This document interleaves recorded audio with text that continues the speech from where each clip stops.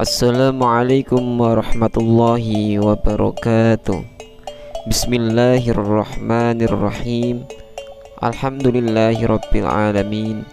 Allahumma sholli wa sallim ala sayyidina Muhammad wa ala ali sayyidina Muhammad. Sepatutnya kita sebagai umat Nabi Muhammad sallallahu alaihi wasallam harus mengenal lebih jauh daripada junjungan Nabi kita Muhammad sallallahu alaihi wasallam, terutama dalam keseharian beliau. Untuk itu saya berusaha menjelaskan perilaku dan keseharian beliau Muhammad sallallahu alaihi wasallam. Semoga bermanfaat. Jangan lupa subscribe, share, dan komen. Seseorang yang ingin menggapai kebahagiaan sejati, maka ia harus mempelajarinya dari manusia yang telah menjelajah alam semesta, yang benar-benar mengetahui jalan-jalan kebahagiaan, yaitu baginda Muhammad SAW. Meneladani beliau secara maksimal dalam setiap aktivitas kehidupannya. Secara garis besar, aktivitas Rasulullah SAW dapat dikelompokkan ke dalam 4 waktu, yaitu pagi hari, siang hari, sore hari, dan malam hari. Pagi hari dimulai sejak tiba waktu subuh, siang hari dimulai setelah tibanya waktu zuhur, sore hari dimulai setelah masuk waktu asyar, dan malam hari dimulai sejak tibanya waktu maghrib. Alangkah indahnya jika kita bisa menyamakan aktivitas kita pada waktu-waktu tersebut dengan aktivitas Rasulullah SAW, sehingga hidup kita sejalan dengan kehidupan baginda Muhammad SAW. Sesungguhnya selama ada kemauan dan tekad yang kuat, setiap muslim dapat menyesuaikan aktivitas hidupnya dengan aktivitas Rasulullah SAW, sebab beliau diutus ke muka bumi ini sebagai contoh bagi kita semua. Walaupun kualitas amal kita tidak mungkin mendekati, apalagi dapat disamakan dengan Rasulullah SAW, akan tetapi kita dapat dengan mudah meneladani keseharian beliau. Hal ini dikarenakan Rasulullah SAW mampu membumikan kehidupan beliau, sehingga siapapun dapat meneladaninya. Saat umat manusia terlelap dalam dekapan malam, Rasulullah SAW berdiri sholat berjam-jam hingga tiba 1/6 akhir malam. Dikatakan bahwa 1/6 akhir malam jatuh pada pukul 2:45 dini hari atau pukul 3 dini hari.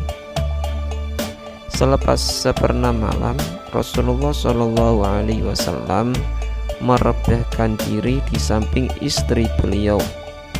Itulah saat-saat istimewa bagi istri-istri Nabi Muhammad SAW.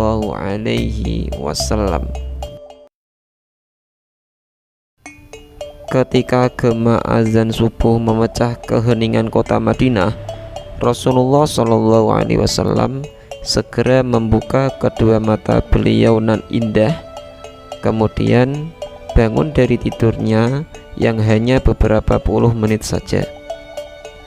Hal pertama yang beliau lakukan adalah bersyukur kepada Allah seraya mengucapkan Alhamdulillahilladzi ahyana ba'dama amatana wa ilaihin nusyur. Segala puji bagi Allah yang telah menghidupkan kami setelah sebelumnya Dia mematikan kami, dan kepadanya lah kami kelak dikumpulkan. Setelah itu Rasulullah Shallallahu Alaihi Wasallam bersiwak.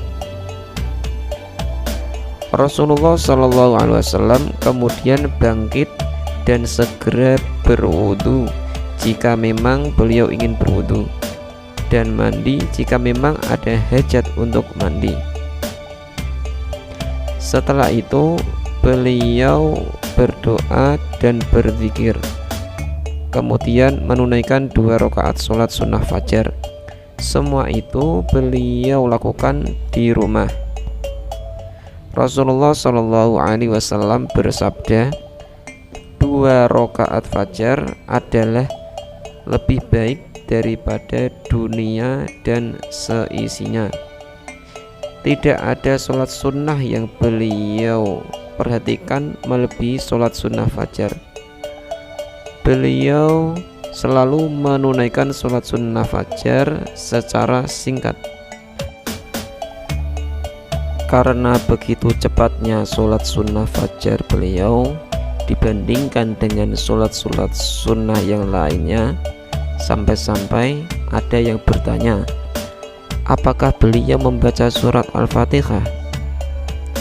Dalam melaksanakan sholat sunnah fajar pada rakaat pertama, setelah membaca surat Al-Fatihah, Rasulullah SAW membaca surat Al-Kafirun, dan pada rakaat kedua membaca surat Al-Ikhlas, sebagaimana dinyatakan oleh Sayyidah Aisyah radhiyallahu anha, kana Rasulullah yusalli rak'ataini qabla al-fajri wa kana yaqul ni'mas suratani huma yuqra'u bihima fi rak'atayil fajri qul huwallahu ahad wa qul ya ayyuhal kafirun.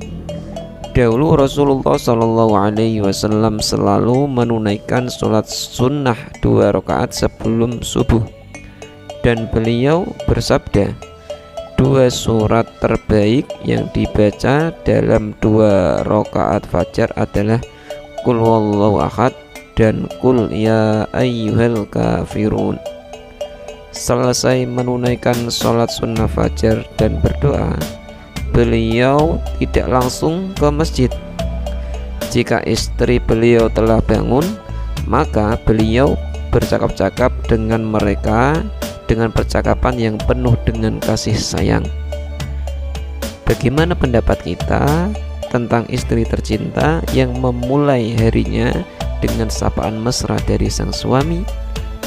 Namun jika istrinya masih tidur, bisa karena berhalangan, maka Rasulullah SAW berbaring di sisi kanan tubuhnya hingga tiba waktu iqomat. Wallahu a'lam bishawab.